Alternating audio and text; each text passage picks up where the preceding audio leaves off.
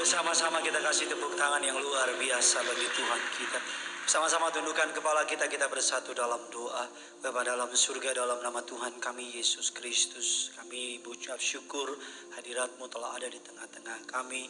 Firman-Mu mengatakan di mana ada hadirat Allah, ada roh Allah, di situ ada kemerdekaan. Kami percaya hari ini apapun beban permasalahan kehidupan kami, pulang dari tempat ini mukjizat Tuhan sediakan.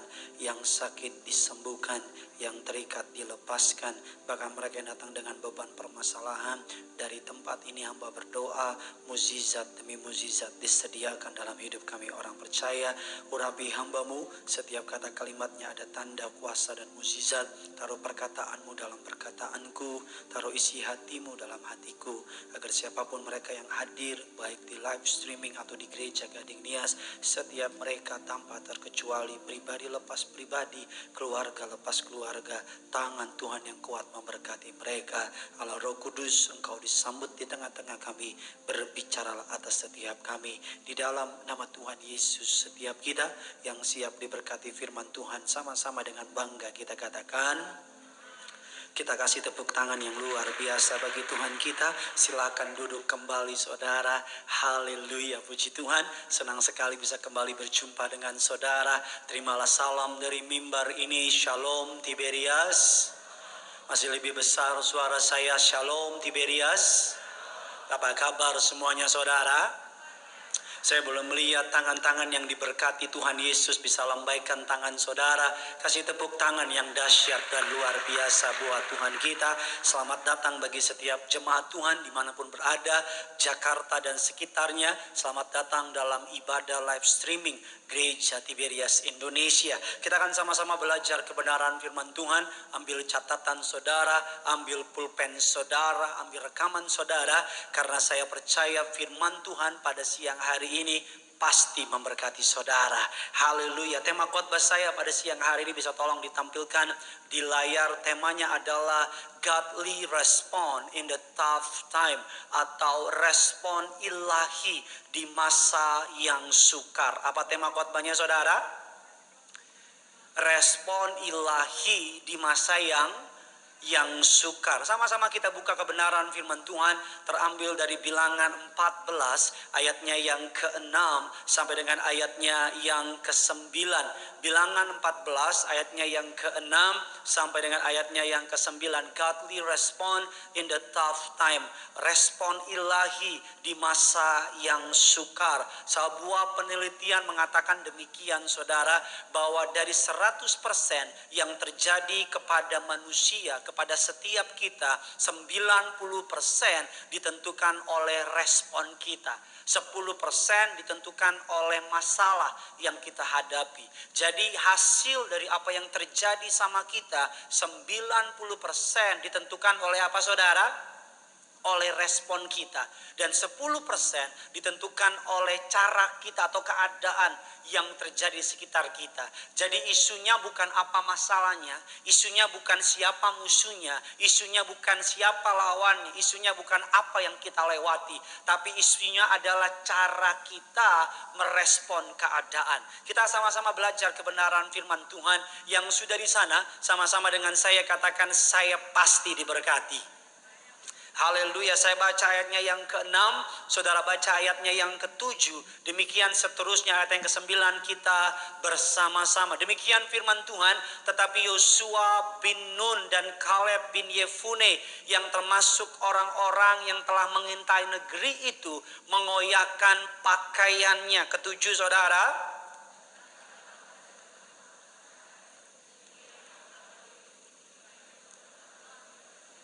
Sama-sama bilang sama saya, 2020 luar biasa baiknya. Amin saudara. Ayatnya yang ke-8, jika Tuhan berkenan kepada kita. Sama-sama bilang sama saya, Tuhan berkenan sama saya. Dikatakan maka ia akan membawa kita masuk ke negeri itu dan akan memberikannya kepada kita, suatu negeri yang berlimpah-limpah susu dan madunya. 9 Gading Nias jemaat live streaming sama-sama. 3 ya hanya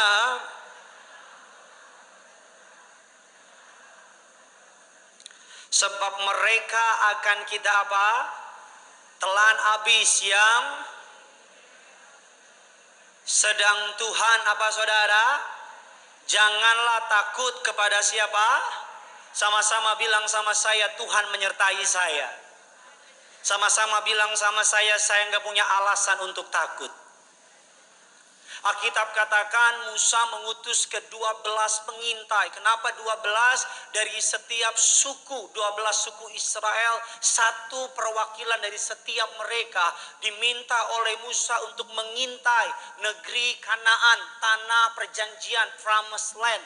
Alkitab mengatakan 12-12-nya melihat musuh yang sama. Alkitab katakan 12-12-nya melihat raksasa yang sama. Bahkan Alkitab katakan mereka mengalami keadaan yang sama. Alkitab mengatakan 12 mereka kembali menghadap kepada Musa. 10 memilih untuk takut. 10 memilih untuk tidak percaya. 10 berkata is no way, impossible. Enggak mungkin kita dapat mengalahkan daerah itu atau negeri itu atau bangsa itu. Karena orang enak, orang raksasa, prajurit-prajurit mereka begitu hebat dan luar biasa. Tapi 2 dari 12, Yosua dan Kaleb, mereka memberi respon yang berbeda. Mereka berkata, Tuhan beserta kita, yang menyertai mereka sudah pergi, kemenangan akan Tuhan beri. Bahkan dikatakan kita akan telan mereka habis-habis. Keadaannya sama, tantangannya sama, masalahnya sama, tapi respon 12 orang sangat berbeda. Salah satu contoh yang menarik ketika Yesus di kayu salib, Alkitab mengatakan di sebelah kiri ada yang namanya Gesmas, di sebelah kanan ada yang namanya Desmas. Alkitab mengatakan mereka melihat Yesus dianiaya. Mereka melihat Yesus tidak bersalah. Bahkan para teolog sepakat mereka dipenjara dengan penjara yang sama ketika Yesus sebelum disalibkan. Tapi yang menarik, di sebelah kiri, di detik-detik kematiannya, merespon dalam kepahitan. Dia berkata, jikalau engkau anak Allah, selamatkan dirimu, selamatkan kami. Respon yang di sebelah kiri. Respon yang di sebelah kanan, merespon detik-detik kematiannya dengan pertobatan. Dia berkata, aku percaya engkau anak Allah, jikalau engkau datang kedua kali, ingatlah akan aku. Ini yang mau saya bilang sama saudara. Faktanya kita berada di ambang resesi. Betul apa tidak? Singapura udah diputuskan resesi. Saya berdoa Indonesia nggak resesi. Tapi kalaupun resesi, saudara dan saya anak Tuhan pasti dipelihara Tuhan. Amin saudara. Itu janji Tuhan. Katakan amin. Faktanya dolar naik. Faktanya keadaan udah sulit. Tapi yang terpenting adalah respon apa yang perlu kita lakukan, karena COVID ini bukan hanya menjadi beban orang Indonesia.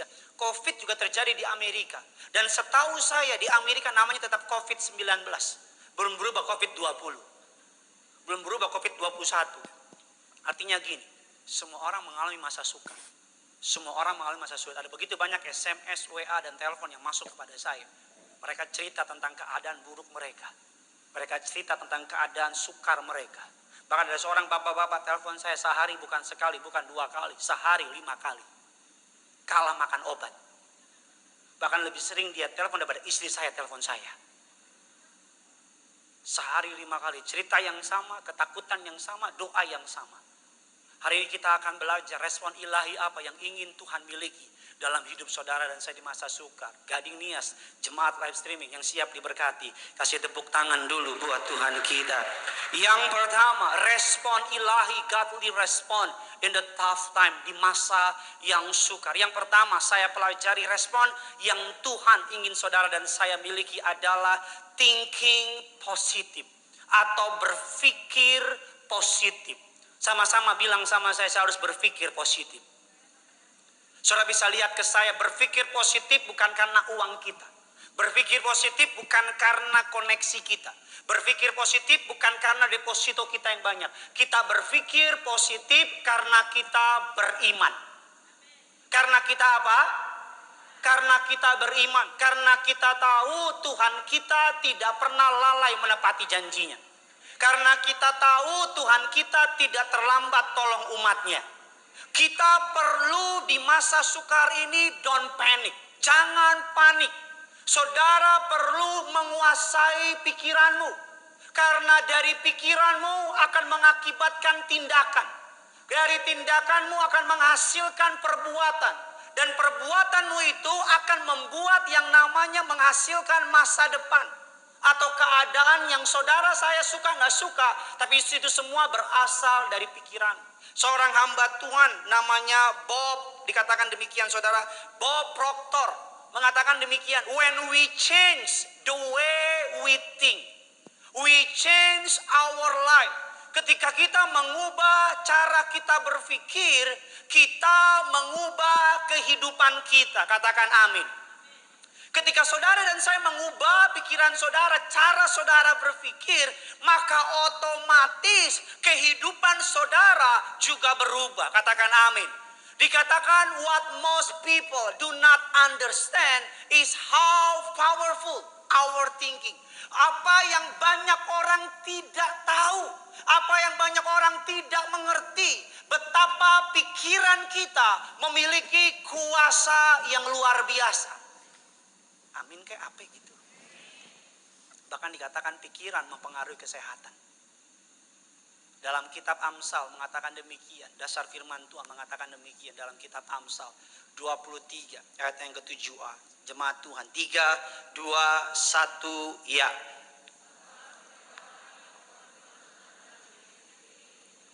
Sekali lagi, sebab demikianlah, sebab seperti orang yang membuat perhitungan dalam dirinya sendiri, demikianlah ia. Apa yang saudara pikirkan, itu akan menjadi masa depan saudara. Kalau saudara terus pikirkan. Sebelum iblis menghancurkan usaha saudara, iblis akan membuat saudara melihat usaha orang lain hancur, dan iblis akan taruh di pikiranmu. Kalau orang itu hancur, you are next yang akan hancur. Sebelum iblis hancurin rumah tangga saudara, iblis akan kasih lihat sama saudara, ada seorang suami orang lain pergi dengan kuntilanak yang lain. Dia akan bilang sama saudara, kalau itu suami pergi dengan kuntilanak lain, suamimu akan diambil oleh kuntilanak yang lain. Sebelum iblis ngancurin kesehatan saudara, dia akan kasih lihat orang sakit jantung dan mati mendadak karena serangan jantung. Dan tiba-tiba iblis akan bilang sama saudara, makanya that's why jantungmu nyeri-nyeri. Kamu akan serangan jantung dan kamu akan mati mendadak. Padahal engkau cuma masuk angin. Bisa ngerti maksud saya sampai di sini? Sebelum Yesus menebus dosa umat manusia, yang pertama kali Yesus tebus, Alkitab katakan pikiran kita. Apa dasar firman-Nya? Yesus dimahkotai duri. Saudara yang pernah ke tanah perjanjian akan saudara lihat bahwa mahkota duri panjangnya 11 cm. Berapa panjangnya? Ada yang pernah tanah perjanjian? Tanah Abang? Tanah perjanjian panjangnya 11 cm itu menusuk ke dalam pikiran. Karena iblis tahu saudara, Allah gak akan dapat membuat mukjizat kalau pikiran kita masih kerdil. Allah gak akan dapat melakukan apapun kalau pikiran kita belum percaya. Makanya that's why Filipi 4 ayat yang ke-8. Sama-sama kita baca Filipi 4 ayat yang ke-8. 3, 2, 1 ya.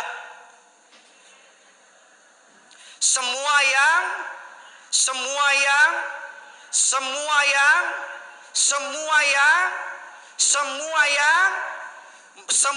sedap, semua yang disebut, dan pikirkanlah semuanya itu. Alkitab dalam salah satu terjemahan mengatakan, jadi akhirnya isilah pikiranmu dengan ini semua. Sama-sama bilang sama saya, semua dimulai dari pikiran. Salah gini saudara, ada banyak orang punya talenta hebat, tapi ketika pikirannya melemahkan dia, talentanya gak bisa buat apa-apa. Ada banyak orang punya skill dahsyat, ketika talentanya dahsyat, skillnya dahsyat, tapi pikirannya, dia gak dapat kendalikan pikirannya. Pikirannya mau berkata dia gak mampu, dia gak bisa buat apa-apa. Saya buktikan sama saudara, sebuah tokoh yang mungkin saudara gak pernah dengar namanya, tapi pernah digadang-gadang jadi salah satu pemain terbaik di dunia. Namanya Haruna Babangida. Bukan Babang lo, bukan Babang gue, tapi Babangida. Haruna Babangida dijuluki sebagai majalah Marca, keluaran majalah Marca di Spanyol, menjuluki dia pemain terbaik di dunia. Slide yang ketiga tolong ditampilkan. Dikatakan demikian. Dalam majalah maka he was the best player in the world at 15. Di usia ke-15 tahun, Haruna Babangida saudara dijuluki oleh begitu banyak pengamat, digadang-gadang, diproyeksi, diramalkan. Sebelum ada Lionel Messi muncul, dia digadang-gadang sebagai pemain sepak bola yang akan melejit. Bahkan dalam satu musim di Barcelona B, total gol yang dicetak 100 gol, Haruna Babangida mencetak 48 gol, almost 50% dari semua gol yang dicetak oleh Barcelona B. Dia satu-satunya pemain di Barcelona B yang dibawa ke Barcelona A untuk mengisi posisi sayap kanan yang saya lupa kanan apa kiri, Luis Figo. Saudara, dia satu angkatan dengan Andreas Iniesta, dengan Mikel Arteta, dengan Carles Puyol, dengan Bambang Pamungkas. Bisa diem aja kayak nggak tahu, saudara. Dengan Kurnia Sandi, dengan Gideon Simanjuntak, dengan Alex Simanjuntak. Jadi apa Alex? Tiang gawang. Saya kenapa baru tahu karena 3-4 bulan yang lalu Mikel Arteta, saudara, diwawancara oleh majalah, dia bilang, siapa talenta yang terbaik yang pernah kamu lihat selama kamu menjadi pesepak bola? Dia pelatih Arsenal. Mikel Arteta, orang ngira jawabannya Lionel Messi. Apa jawaban Mikel Arteta? Haruna Babangida. Ditanya Carlos Puyol, saudara, do me a favor, klik di internet, Haruna Babangida. Bukan Hakuna Matata, bukan. Mikel Arteta bilang dia pemain terbaik, skillnya, dribblenya, dan sebagainya. Ketika ditanya kenapa gagal, karena ketika dia menanti kesempatan, dia dibawa ke tim A, dia melihat para bintang-bintang yang selama ini dia kagumi, mentalnya drop. Pikirannya berkata dia nggak mungkin bisa mengalahkan mereka. Bahkan ketika Louis van Gaal, dagang soto di bawah, soto Van Gaal, Louis van Gaal melatih Barcelona, dia nggak pernah dikasih kesempatan untuk main. Dia pindah ke klub yang kecil. Berapa tahun kemudian Barcelona ganti pelatih. Pelatihnya siapa? Frank Rijkaard. Saya yakin saudara juga nggak tahu, jadi lewatin aja. Frank Rijkaard terkenal mengorbitkan pemain muda. Frank Rijkaard diganti, muncullah Pep Guardiola. Berikutnya Danur Window. Itu yang ketawa ngerti bola, yang diam nggak ngerti nggak apa-apa. Ketika ditanya kenapa dia gagal?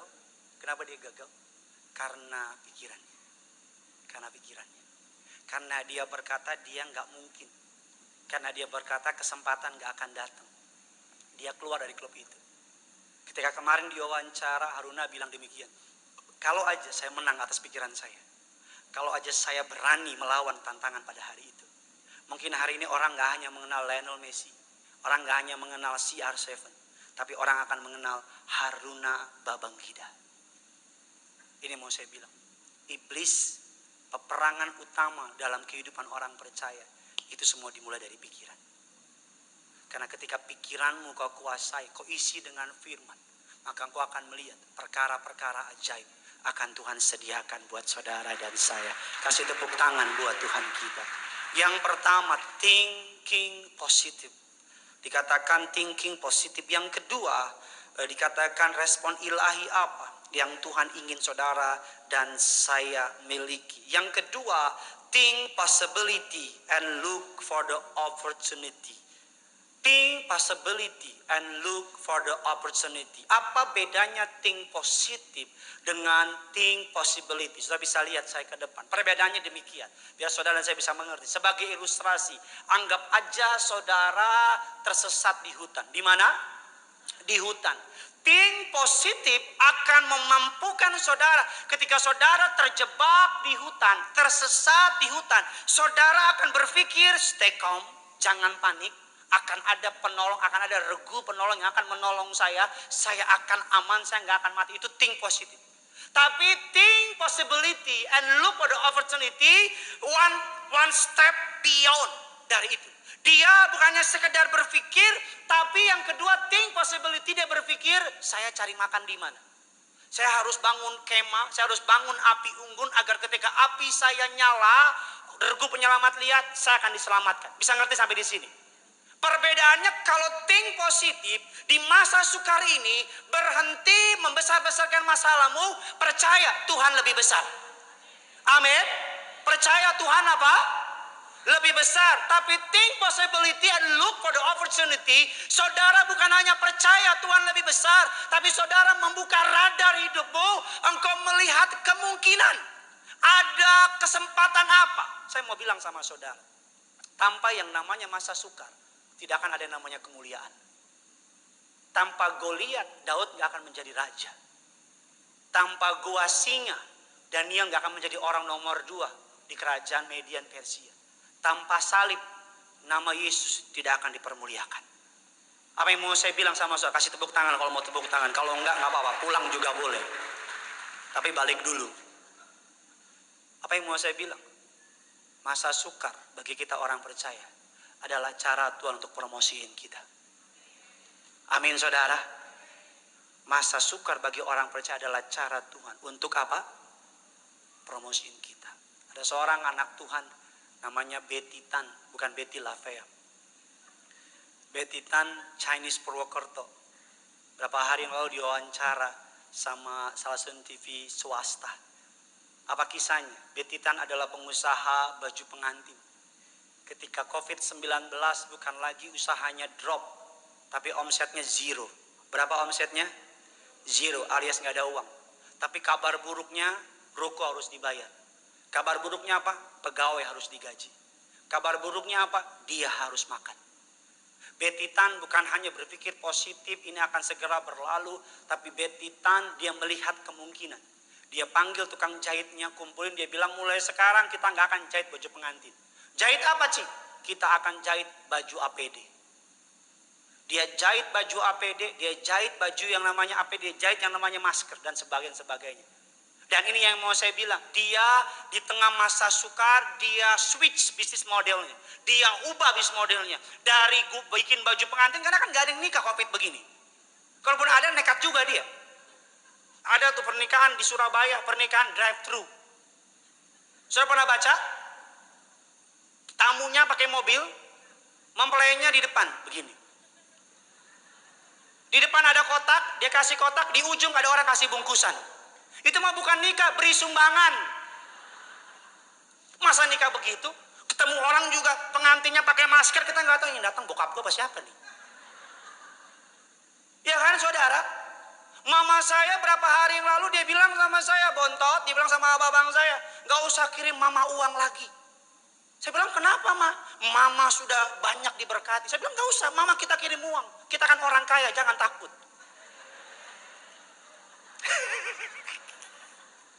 Tapi saya bilang kenapa mama nggak usah? Mama saya kasihan karena abang-abang saya, kakak-kakak saya, kita semua, mama saya takut nyusahin. Mama saya bilang udah nggak apa-apa, mama berkecukupan. Saya bilang nggak apa-apa ma, mama mau pakai Bontot kirim tiap hari $1 juta. Dolar Zimbabwe. Ternyata usut punya usut, kenapa mama saya nggak mau lagi terima uang dari saya, dari abang-abang saya? Karena selama COVID ini, ternyata dia menemukan bisnis model yang baru. Dia tuh jago masak. Jadi mama saya dia bikin masakan, dia kasih ke teman-temannya, dan temannya itu punya perusahaan, teman-temannya punya pegawai. Pelan tapi pasti, dari 50 catering, 100 catering, sekarang bisa 300, bisa 200. Bahkan kemarin dia telepon, Bontot butuh duit gak? Kalau kurang mama kasih. Mama saya satu-satunya orang yang senang ada COVID-19. Mama saya karena mama saya jam 4 pagi dia bangun. Dia feel alive dari yang lain. Dia bangun jam 4, dia masak. Dia bisa kasih orang uang, dia bisa kasih pegawainya uang, dia bisa kasih makan-makan tiap minggu dikirimin masakan anak-anaknya. Jangan kalah dong, mama saya oma-oma. Mama saya melihat peluang di tengah masa sukar. Kalau saudara kemarin dipecat, nangis boleh. Berapa? 1 hari. Habis itu apa? Melihat kemungkinan. Kalau saudara kemarin diputusin pacar, nangis boleh. Berapa? 1 menit. Kalau dia jahat berapa? 30 detik. Kalau beda agama, 1 detik. Baru mau jatuh naik lagi. Sebuah tokoh namanya Eric Yuan. Ini gambarnya. Eric Yuan, pemilik dari Zoom aplikasi. Zoom aplikasi. Kekayaannya menurut majalah Forbes orang terkaya nomor 35 apa 36 gitu, saya lupa. Yang saya tahu saya 37 nomornya. Versi Gading Nias. Eric Yuan kekayaannya 120 triliun. Beli ciki hanyut kita. Saudara mau tahu cerita sukses story-nya? Menarik. Eric Yuan dia punya pacar di salah satu kota di negara negara bagian di Amerika.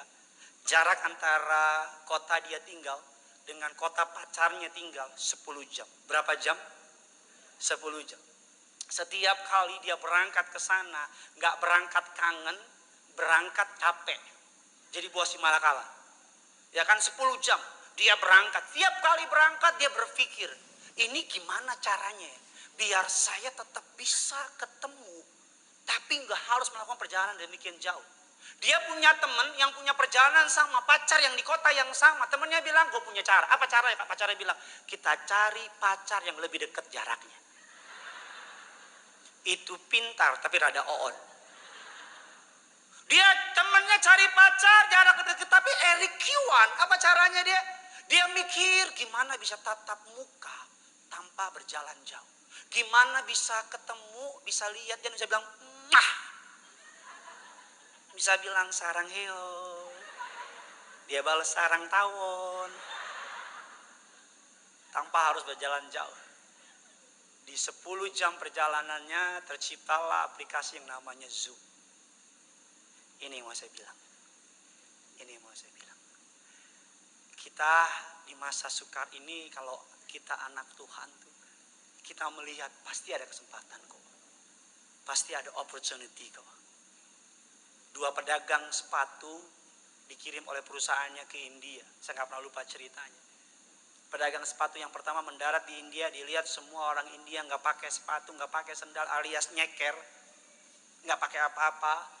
Pedagang sepatu yang pertama telepon bosnya di Amerika. Bos, we have no business in here. Nggak ada bisnis di India. Karena kenapa? Tanya bosnya. Semua nggak pakai sepatu, semua nyeker alias nggak pakai apa-apa. Kita nggak mungkin buat bisnis ini. Pedagang sepatu yang pertama. Pedagang sepatu yang kedua besoknya mendarat di Amerika. Dia mendarat di Amerika. Masa gini lagi sih? Mendarat di India. Dia lihat semua orang gak pakai sepatu. Dia telepon bosnya. Bos, besok kirim sekian ratus ribu sepatu ke India. Kita bangun pabrik sepatu di India. Bosnya bilang kenapa? Semua gak pakai sepatu. Kita punya opportunity. Kita punya kesempatan yang besar untuk punya usaha sepatu di sini. Tepuk tangan kayak apa kayak gitu. Amin. Sepasang suami istri. Istrinya bangun pagi-pagi. Istrinya melihat ke jendela, lihat cucian tetangga. Lihat cucian siapa? Tetangga. Istrinya bilang sama suaminya, Pak, cucian tetangga kotor ya, gak bersih. Kasihan deh suaminya. Papanya bilang, iya. Hari kedua, istrinya bilang lagi, Pak, kotor ya cucian tetangga. Kasihannya suaminya si Anu. Istrinya gak bersih. Selama 10 hari berturut-turut istrinya ngecengin cucian tetangga. Di hari ke-11 istrinya bangun pagi. Dia lihat cucian tetangga, dia kaget. Pak, ternyata cucian tetangga udah bersih. Dia lihat dari jendela lebih bersih dari sebelumnya. Suaminya bilang, Ma, bukan cuciannya lebih bersih, Ma. Papa bangun pagi-pagi, Papa bersihin jendela kita. Saudara bisa ngerti maksud saya? Isunya bukan cuciannya, tapi dari sudut pandang mana kita lihat. Halo, shalom. Kalau saudara melihat dari sudut pandang yang salah, saudara melihat dari sudut pandang dunia, engkau gak akan bisa berdiri, engkau gak akan bisa maju. Makanya Alkitab katakan demikian dalam kitab Markus 9. Dalam Injil Markus 9 ayat yang ke-23.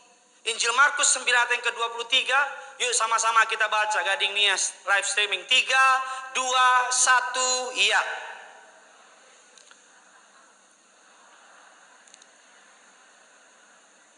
Jawab Yesus, katamu jika engkau. Berikutnya apa? Tidak ada yang mustahil bagi siapa? Berapa banyak tempat ini orang percaya di rumah dan di Garin-Is, angkat tangan saudara. Firman Tuhan yang bilang bukan saya, tidak ada yang mustahil bagi saudara. Kasih tepuk tangan yang dahsyat buat Tuhan kita. Dari sudut pandang mana kita mau lihat? Kalau saudara melihat dari sudut pandang aqua, maka akan kelihatan aqua.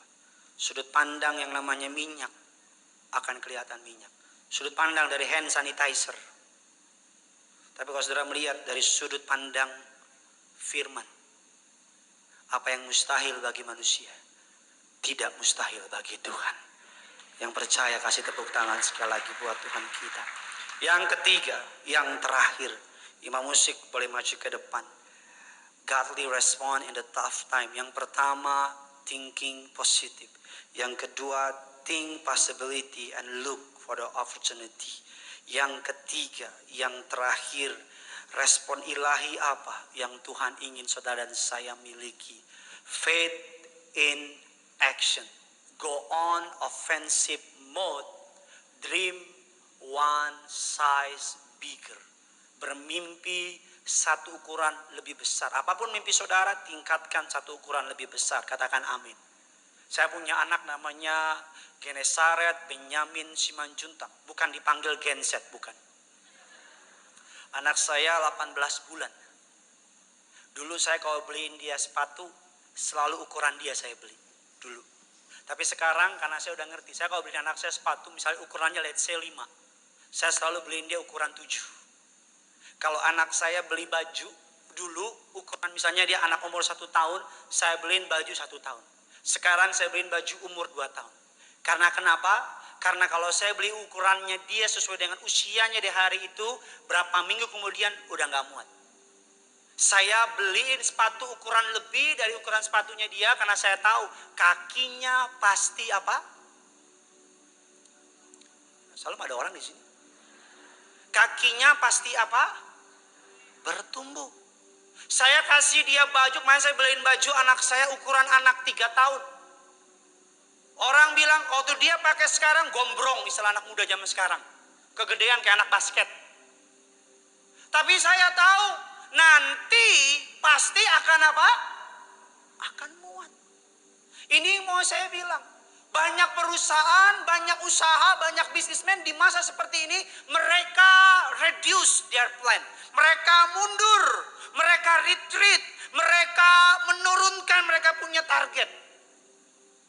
Gak ada yang salah sih sama itu. Tapi justru kita anak Tuhan. Saudara melihat dengan mata iman, saudara rencanakan, saudara doakan, saudara maju dengan Tuhan, maka ada mukjizat Tuhan sediakan. Amin saudara. Maka ada apa? Ada mukjizat Tuhan sediakan. Satu kutipan yang menarik yang memberkati saya, kutipan yang mengatakan demikian. Go the extra mile. There are no traffic jam on the extra mile. Artinya apa? Pergi extra mile, lakukan lebih dari yang lain. Bekerja lebih giat dari yang lain. Rasul Paulus mengatakan demikian. Justru karena kasih karunia Allah, aku bekerja lebih giat daripada yang lain. Katakan amin. Saudara kalau berangkat kantor dengan jam orang berangkat kantor, misalnya jam 7 berangkat kantor, saudara berangkat kantor jam 7 juga, ada traffic jam atau ada kemacetan apa enggak? Ada kemacetan kan? Karena semua orang di dunia tahu jam 7 keluar. Tapi kalau saudara keluar dari rumah jam 5, macet apa tidak? Enggak. Di saat orang baru berangkat jam 7, saudara setengah 7 udah sampai di kantor, udah doa, udah perjamuan, udah urapin meja, udah siapin laporan, udah makan sarapan nyabu, sarap bubur, udah sarapan pagi. Teman kantor saudara datang jam 8, dia baru doa, dia baru siapin laporan, saudara sudah siap. Orang itu baru preparation, you are udah ready, udah siap. Ini yang saya bilang, go to the extra mile. Ada jemaat kita, pengerja jemaat Bandung. Dia punya usaha sepeda. Ketika kemarin COVID-19, usaha-usaha sepeda di Bandung tutup semua. Gak tahu gimana Tuhan tuntun dia. Dia tetap buat sepeda dengan dia, istrinya, anaknya, sama tetangganya. Dia terus buat sepeda, terus buat sepeda, terus buat sepeda. Sekarang kita lihat kan, di mana-mana booming. Tadi saya kemari orang sepedaan. Saya hampir mau hari ini khotbah pakai sepedaan. Dia bilang gini sama saya, Pak Pendeta, di saat orang lain lagi kesibukan cari yang namanya bikin produksi segala macam, saya sudah siap. Saya sudah apa? Sudah siap. Makanya dalam prinsip rohani, extra mile itu apa? Di saat orang lain gak ke gereja, kita ke gereja cari Tuhan. Di saat orang lain malas penyembahan, kita nyembah cari Tuhan. Di saat orang lain malas berdoa, justru kita lebih semangat berdoa. Amin.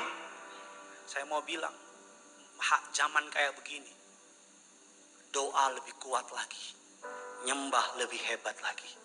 Karena hanya orang-orang yang punya kesiapan iman seperti itu yang akan dapat melihat berkat Tuhan yang luar biasa. Amin. Saya mau bilang, doa yang paling dahsyat yang pernah saya tahu selama saya melayani adalah doa after midnight, lewat jam 12 malam.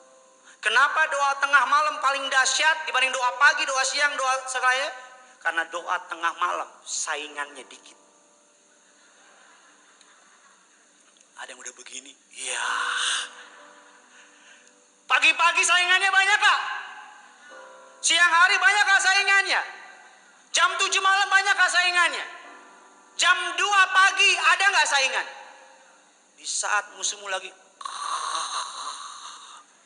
di saat sainganmu lagi, engkau berlutut, kau nyembah Tuhan. Kau bilang, Tuhan, lagi COVID nih. Terus Tuhan bilang, kenapa? Info doang. Saya mau ngomong jadi lupa lah. Udah keren-keren sujud hilang. Satu kutipan yang saya harus cepat, ada namanya Bruce Small, saudara. Bruce Small dia seorang, kalau saudara pergi ke Australia, ini orangnya. Dia hamba Tuhan, dia a priest, pendeta. Dia mayor of wali kota di salah satu daerah di Australia. Tahun 1920, 30, 40, dia menghasilkan uang begitu banyak dari manufacturing, dari sepeda dan sebagainya. Di 1958 dia berhenti, dia jual bisnisnya, dia beli sebuah tanah 200 hektar.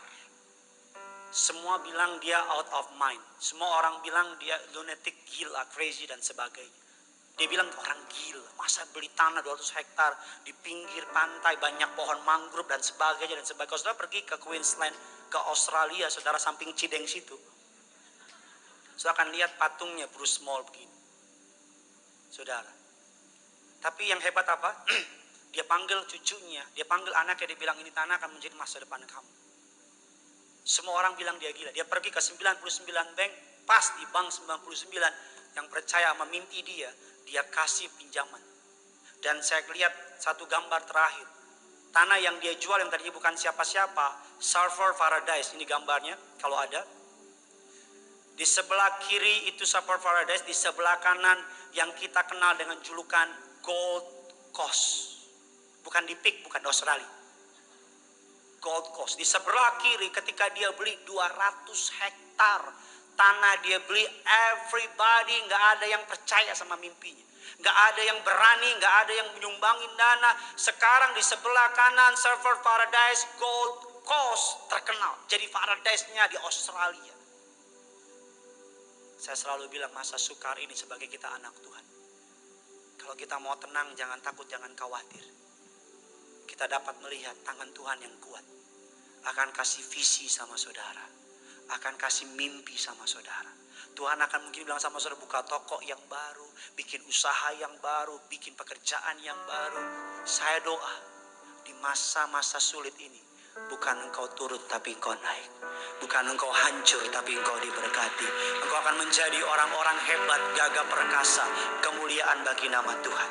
Satu gambar yang terakhir ini tentang Yesus. Satu cerita yang paling indah tentang turnaround story cerita pribadi yang paling luar biasa, yang mengubahkan keadaan yang gak mungkin, namanya Yesus. Dia mengubah kematian menjadi kehidupan. Dia mengubah kutuk menjadi keselamatan. Salib dia ubah menjadi pengampunan. Dikatakan demikian, mereka berusaha membunuh Yesus dan berusaha mengubur Yesus. Dikatakan apa? Yang tidak mereka tahu, Yesus adalah benih. Yesus adalah apa? Benih. Ketika Yesus mati di kayu salib, iblis never know. Iblis gak pernah tahu. Iblis pikir game over. Tapi tanpa iblis tahu, ketika Yesus mati di kayu salib, dia benih. Benih harus mati dulu, Pak. Ditaruh, dikubur. Ketika benih mati, benih bertumbuh, berbuah, bertunas, berakar. Same power, kuasa yang sama yang Yesus miliki, dicurahkan bagi saudara hari ini. Engkau juga benihnya Tuhan. Kalau hari ini usahamu drop, kalau hari ini seakan-akan kelihatannya engkau mati, kalau hari kelihatannya engkau sedang dikubur, dengan iman bilang, aku benih. Benih harus mati. Kalau engkau dikubur hari ini, kabar baiknya, keadaan bukan menyusahkan engkau, tapi keadaan memberikan engkau kemudahan. Karena benih harus mati, dikubur, bertunas, berakar, berbuah. Doa saya engkau gak mati dalam tanda kutip, ya, tapi justru engkau dipermuliakan. Doa saya kalau saya buka TV, nonton TV, buka koran, dengar radio, atau ketemu orang, saya banyak dengar kesaksian dari jemaat Tuhan Tiberias, bahwa di masa sukar Tuhan ubah hidup mereka, Tuhan pulihkan, Tuhan promosikan. Bilangan orang-orang gagah perkasa ada di tempat ini. Yang percaya katakan amin. Katakan amin. Katakan amin. Katakan amin. Sama-sama bilang sama saya, masa sukar ini. Lebih semangat lagi, angkat tanganmu, sama-sama bilang sama saya, masa sukar ini Tuhan rencanakan untuk memuliakan aku, untuk memperbesar kerajaan-Mu. Aku percaya melewati masa sukar ini, aku lebih murni, lebih dahsyat. Tuhan pakai aku untuk kemuliaan-Nya. Tutup Alkitab kita, tepuk tangan yang dahsyat buat Tuhan kita. Meteraikan firman-Mu, bertumbuh, berakar, berbuah menjadi rema. Hamba berhenti berkata-kata. Romo yang kudus terus berkata-kata. Kami bawa korban ucapan syukur kami berapapun Tuhan yang balas. Setiap tangan yang memberi firman-Mu digenapi, tidak miskin, tidak bangkrut, tidak kekurangan. Di dalam nama Tuhan Yesus, sama-sama kita yang siap memberi, kita katakan selamat memberi. Tuhan Yesus memberkati.